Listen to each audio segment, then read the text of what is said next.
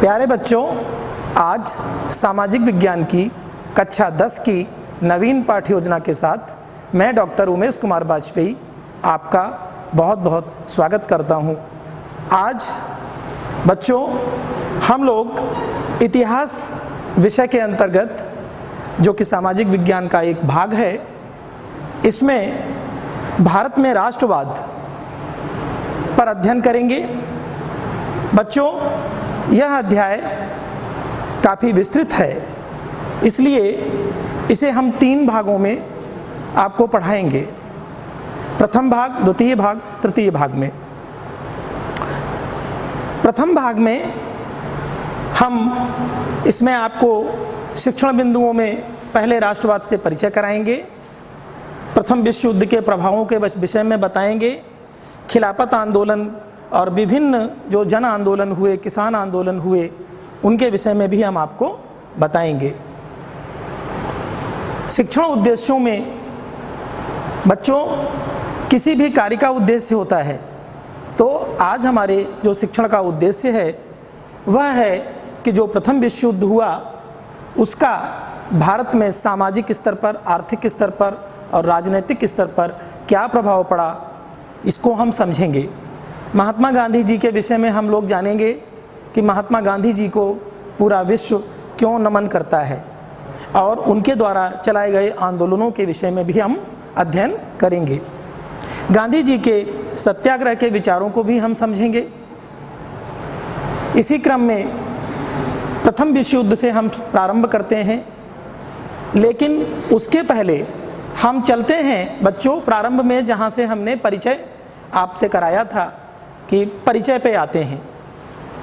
परिचय किसी भी कार्य को करने से पहले उसका परिचय दिया जाता है। तो भारत में राष्ट्रवाद का जो विकास हुआ वो एक दिन में संपन्न नहीं हुआ। बच्चों, राष्ट्रवाद के विषय में आप पिछली कक्षा में भी पढ़ चुके हैं और पिछले अध्याय में भी आपने पढ़ा यूरोप में राष्ट्रवाद का विकास कैसे हुआ, उदय कैसे हुआ। तो राष्ट्रवाद के विषय में हम आपको ये बताएंगे कि राष्ट्रवाद 2 शब्दों से मिलकर बनता है, राष्ट्र और विचारधारा, अर्थात ऐसी विचारधारा जो संपूर्ण राष्ट्र की एक विचारधारा हो। जब जब देश कठिन परिस्थितियों से गुजरता है, जब जब हमारे ऊपर कोई आपदा, कोई समस्या आती है, तब तब पूरे देश की, पूरे राष्ट्र की एक विचार बन जाती है, एक भावना बन जाती है। उसको लेकर के जो भावना बनती है उसे हम राष्ट्रवाद कहते हैं। बच्चों, राष्ट्रवाद का उदय हमारे देश में राजा राम मोहन राय के समय से प्रारंभ हुआ।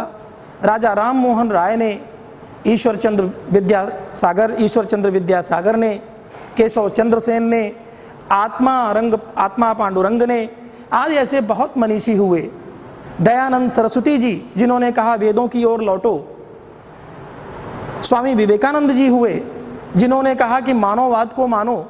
इन सभी मनीषियों का एक ही आधार था कि जाति पाति से दूर रहें, ऊंच नीच के व्यवहार से दूर रहें, और जो छोटी छोटी बुराइयां हमारे समाज को विभिन्न धाराओं में बांट देती हैं, हमें उनसे बच करके रहना है और एक विचारधारा लेकर चलना है, वो है इंसानियत की विचारधारा, राष्ट्र की विचारधारा।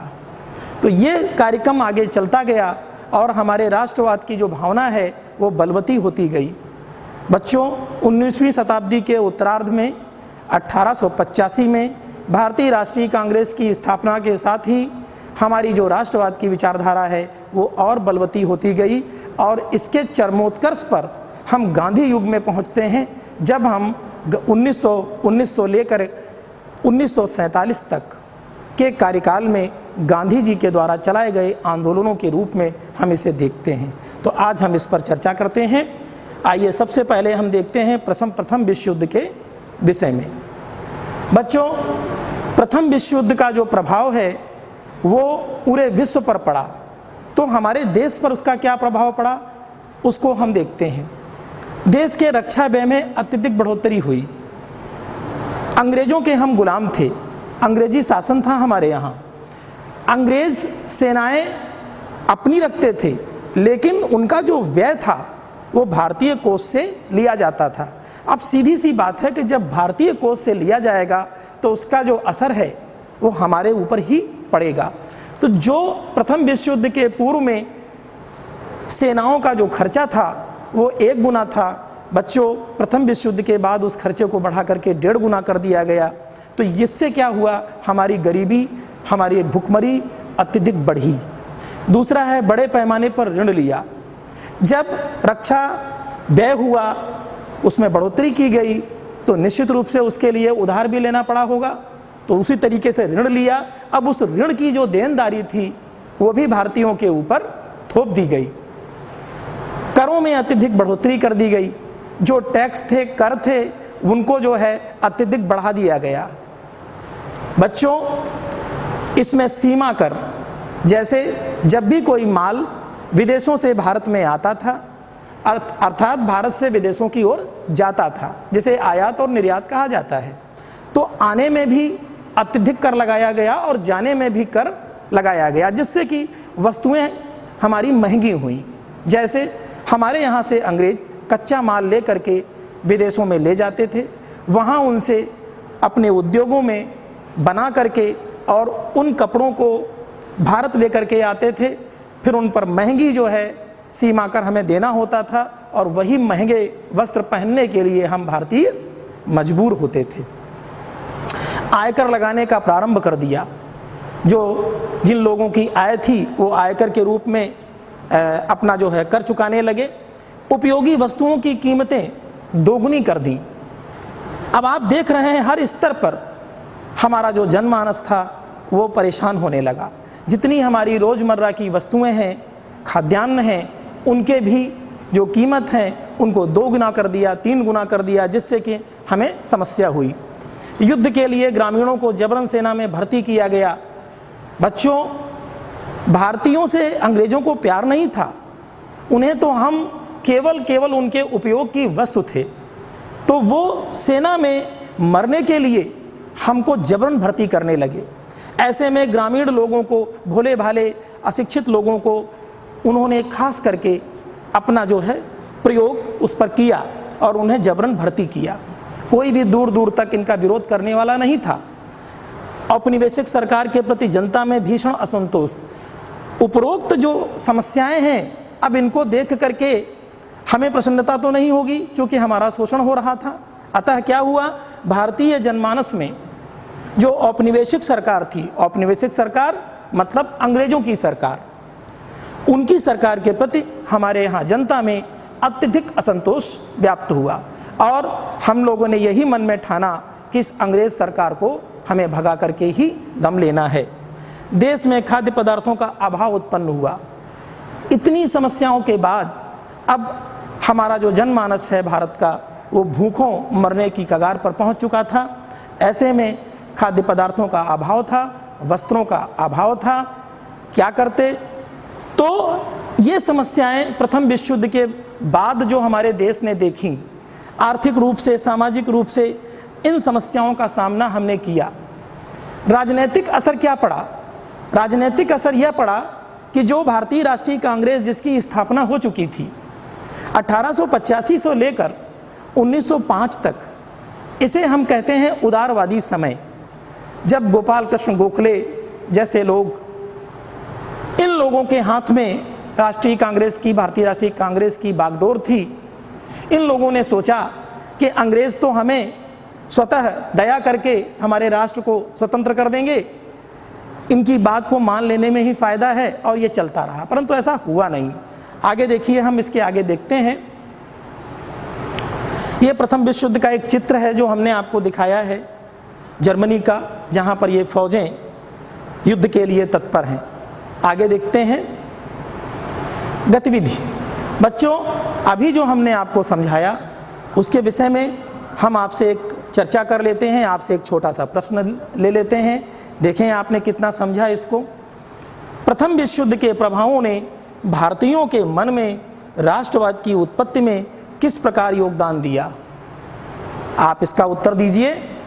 देखिए, फिर से हम आपको बताते हैं कि प्रथम विश्व युद्ध का जो प्रभाव पड़ा भारतीयों के मन मस्तिष्क पर, कैसे पड़ा कि एक तरफ तो अत्यधिक व्यय बढ़े, करों में वृद्धि कर दी गई, हमारा शोषण हुआ, हमें सेना में जबरन भर्ती किया जाने लगा, खाद्यान्न की वस्तुओं का अभाव हो गया, आदि जो ये उपयोगी वस्तुएं हैं इनकी कीमतें दोगुनी कर दी गईं। ऐसे में हमें खुशी नहीं थी, अतः हम पर क्या प्रभाव पड़ा, हम राष्ट्रवाद की भावना में बंधे। पूरे देश में एक लहर दौड़ गई कि किसी भी तरीके से अपने इस शत्रु को, जो हमें गुलाम बना के रखे हुए हैं अर्थात अंग्रेज़ों को, भारत से हमें भगा करके ही रहना है। चलिए आगे हम देखते हैं। अब आते हैं गांधी जी और सत्याग्रह पर। बच्चों, गांधी जी के विषय में हम लोगों ने बचपन से सुनते आए हैं कि बापू गांधी जी, इनके बारे में जानते हैं। इन्होंने सत्याग्रह नाम का एक ऐसा अस्त्र दिया संपूर्ण विश्व को, जिसे आज भी हम प्रयोग करते हैं और आज भी ये जो है पूरी तरह अपने कार्य योजना में है और सफल है। आज इसी पर चर्चा करते हैं, सत्याग्रह। बच्चों, सत्याग्रह का तात्पर्य होता है सत्य के प्रति आग्रह, अर्थात हमारा ऐसा आग्रह जिसमें हिंसा नहीं होनी चाहिए, अर्थात हमारा जो आग्रह हो वो सत्य पर तो आधारित हो लेकिन हिंसा मुक्त हो, अहिंसा पर हो। तो गांधी जी का यही था, अहिंसा पर आधारित सत्य के लिए किया गया संघर्ष या प्रयोग ही सत्याग्रह है। गांधी जी के दर्शन के दो मुख्य स्तंभ थे। क्या थे? सत्य और अहिंसा।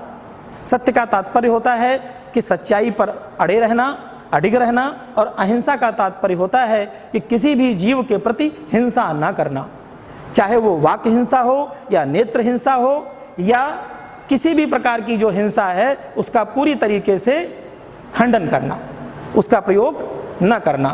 तो तीसरा है निष्क्रिय प्रतिरोध, दुर्बलों का हथियार। गांधी जी ने इसको जो है दुर्बलों का हथियार कहा है कि निष्क्रिय प्रतिरोध, अर्थात कोई अगर आपके साथ गलत करता है तो आप भी उसके साथ गलत करते हैं, ऐसा नहीं करना चाहिए।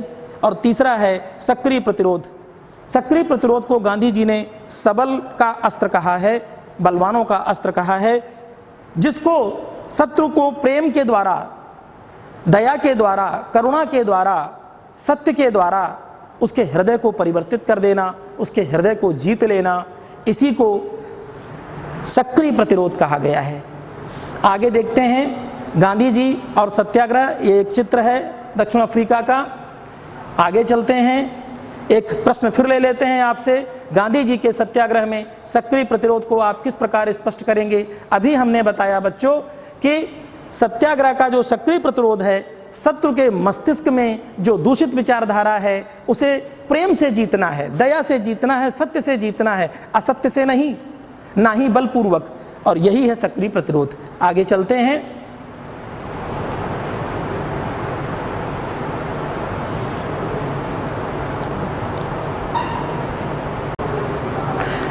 बच्चों, गांधी युग का प्रारंभ होता है इसी के साथ। गांधी युग से हमारा तात्पर्य है कि भारतीय राष्ट्रीय कांग्रेस के 3 युग थे।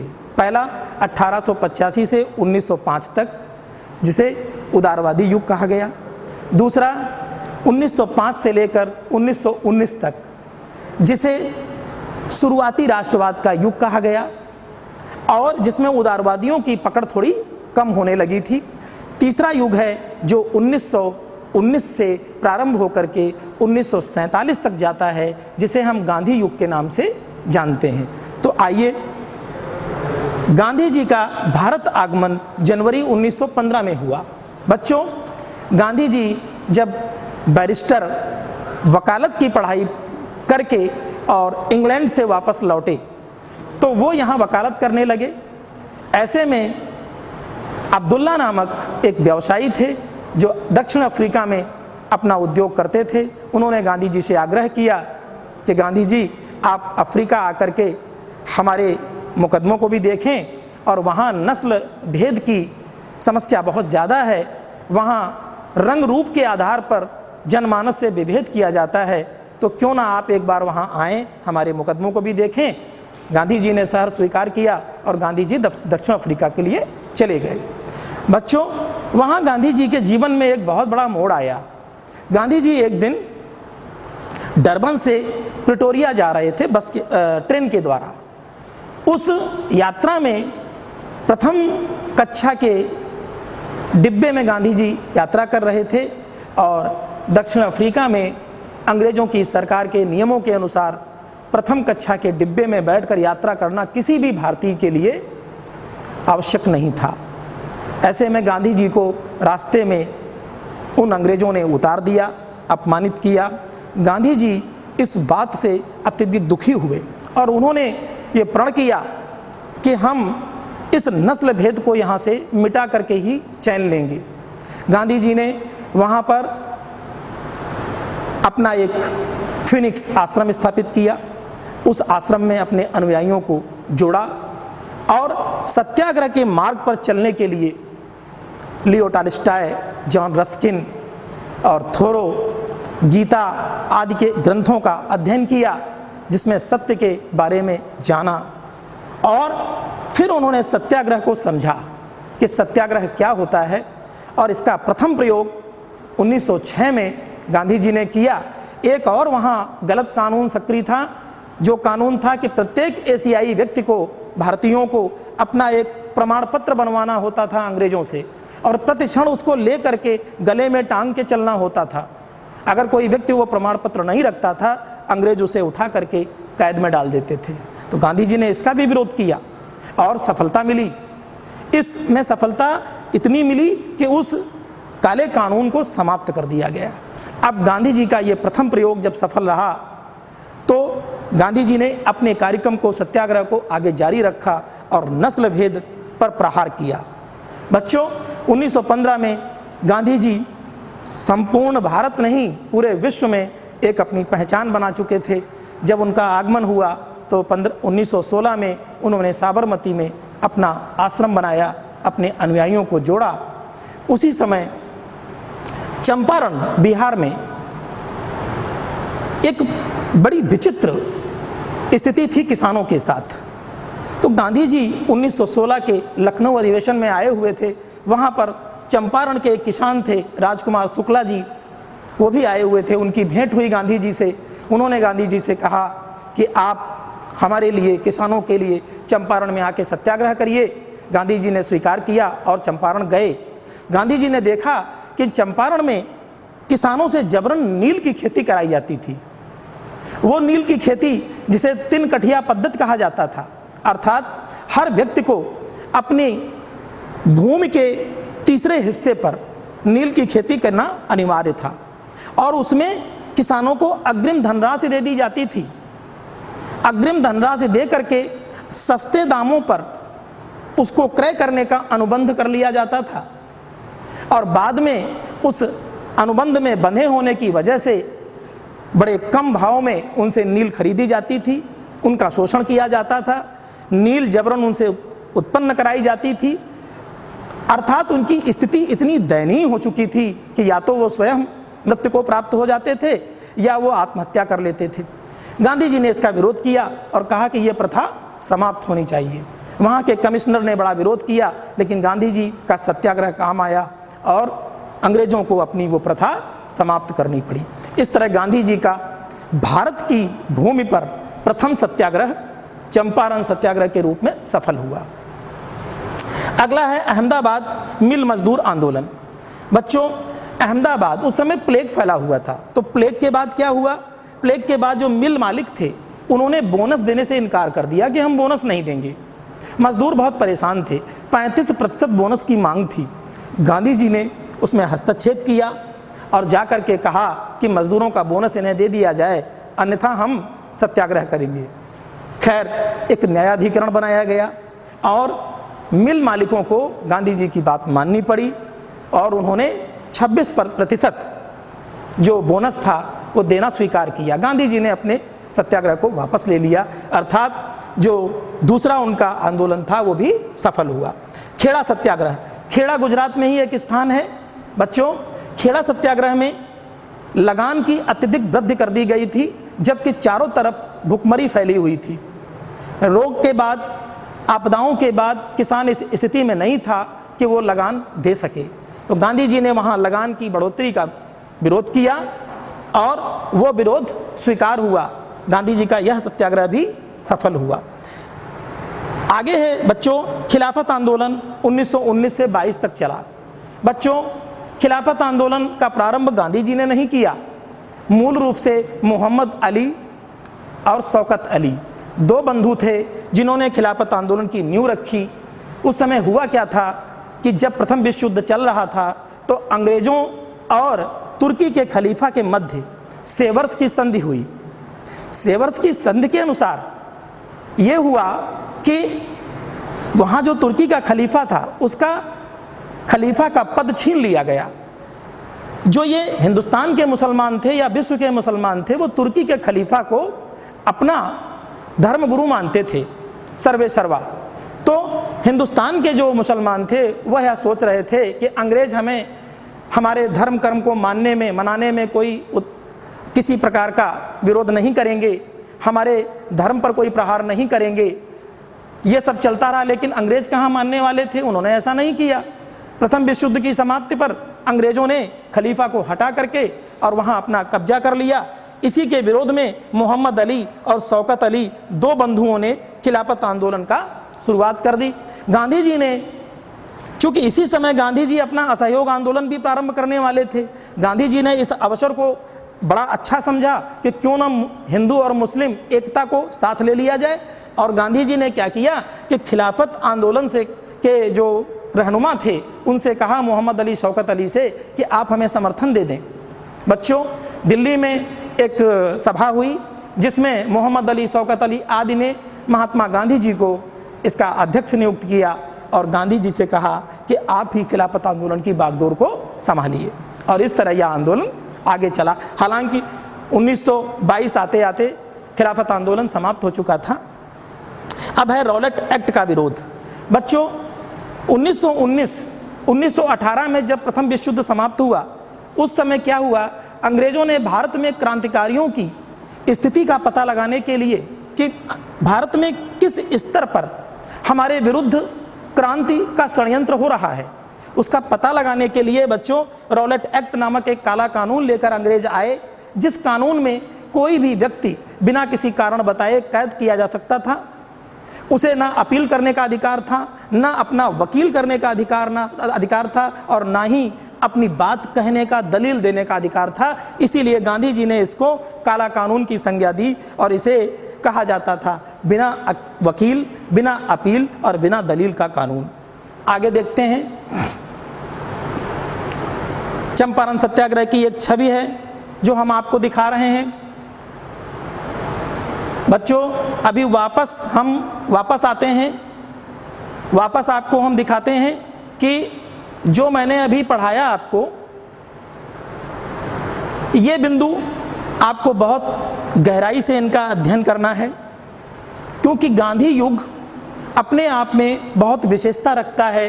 गांधी जी का भारत में आगमन हमने जो समझाया आपको, चंपारण सत्याग्रह के बारे में समझाया आपको। एक बात आपको बता दें कि चंपारण सत्याग्रह मुख्य रूप से नील की खेती को लेके तो हुआ, लेकिन जो ये नील की खेती थी ये 19वीं शताब्दी के मध्य से चल रहा था। बंगाल में एक आंदोलन हुआ था नील विद्रोह। नील विद्रोह मुख्यतः एक कृषक आंदोलन था जिसमें ददनी प्रथा चलती थी। कौन सी प्रथा? ददनी प्रथा। ददनी प्रथा का तात्पर्य था कि अग्रिम भुगतान कर दिया जाए। किसको? किसानों को। अग्रिम भुगतान के लालच में हर किसान फंस जाता था, लेकिन वो अग्रिम भुगतान इतने निम्नतम मूल्य पर किया जाता था कि वो किसान अपना भरण पोषण भी नहीं कर पाता था। बच्चों, उस प्रथा को लेकर के बंगाल में नील विद्रोह हुआ। आपको बता दें कि बंकिम चंद्र चटर्जी द्वारा लिखा गया ग्रंथ आनंद मठ, उसमें इस विद्रोह का वर्णन है। तो वहाँ से ये नील विद्रोह चला, लेकिन उस पर सफलता कब मिली? 1917 में चंपारण सत्याग्रह के रूप में, जब गांधी जी ने इसका डट करके विरोध किया। बच्चों, इसी प्रकार से अहमदाबाद जो मिल मजदूर आंदोलन था, वास्तविकता यह थी कि जो मिल में काम करने वाले मजदूर थे वो अत्यंत दयनीय स्थिति में थे और बोनस उनके लिए अत्यंत महत्वपूर्ण था। जब 35% की मांग करते करते 26% पर वो आए हैं तो सामान्यतः नहीं आए हैं। उन्होंने गांधी जी के प्रभाव को देखा, गांधी जी के इस सत्याग्रह के चमत्कार को देखा कि नहीं, हमें झुकना ही पड़ेगा, अन्यथा की स्थिति में हमारी जो मिल हैं ये चल नहीं पाएंगी। तो उन्होंने भी गांधी जी के उसकी मांग को स्वीकार किया। खेड़ा सत्याग्रह, बच्चों ये जो खेड़ा सत्याग्रह है, वास्तविकता यह है कि इसमें जो किसान है वो जमींदार से भी परेशान था और लगान स्वामियों से भी परेशान था और अंग्रेजों से भी परेशान था, क्योंकि एक तरफ तो फसल नष्ट हो चुकी थी, एक तरफ बीमारी फैली हुई थी और उसके बाद उन पर इतना ज़्यादा लगान बढ़ा दिया गया, जिसकी वजह से इसमें गांधी जी ने इसका जब विरोध किया तो खेड़ा सत्याग्रह में भी इनको सफलता मिली। ये जो खिलाफत आंदोलन है, इसको लेकर के हमने अभी आपको बताया कि जो मोहम्मद अली, शौकत अली, जो 2 बंधु थे, इन्होंने खिलाफत का प्रश्न सिर्फ ऐसे ही नहीं उठाया, इसलिए उठाया क्योंकि तुर्की का जो खलीफा है वो एक क्रमागत रूप से वहाँ पर खलीफा की जो पदवी थी विश्व के मुसलमानों की अगुवाकारी कर रही थी। गांधी जी ने इसको अपना एक शुभ अवसर मानते हुए और इन दोनों लोगों का सहयोग लिया। आगे आपको बताएंगे असहयोग आंदोलन में इन खिलाफत आंदोलन वालों का बड़ा सहयोग रहा और इसी वजह से हमारा खिलाफत आंदोलन के सहयोग से ही हमारा आंदोलन सफल हुआ। रॉलेट एक्ट के बारे में हमने अभी बताया आपको। इसी रॉलेट एक्ट का प्रभाव है, आगे जलियांवाला बाग जो हत्याकांड हुआ वो इसी रॉलेट एक्ट की देन थी। ये इतना खतरनाक कानून था जिससे पूरे हिंदुस्तान का जनमानस त्राहिमाम कर रहा था। बच्चों, हमें उम्मीद है कि आज आपने जो कुछ भी पढ़ा इस भाग में उसे आप अच्छे से सीख के जाएंगे और इसके अगला जो भाग है वो हम आपको द्वितीय पाठ योजना में लेकर के आएंगे और फिर आपसे हम मुलाकात करेंगे। धन्यवाद।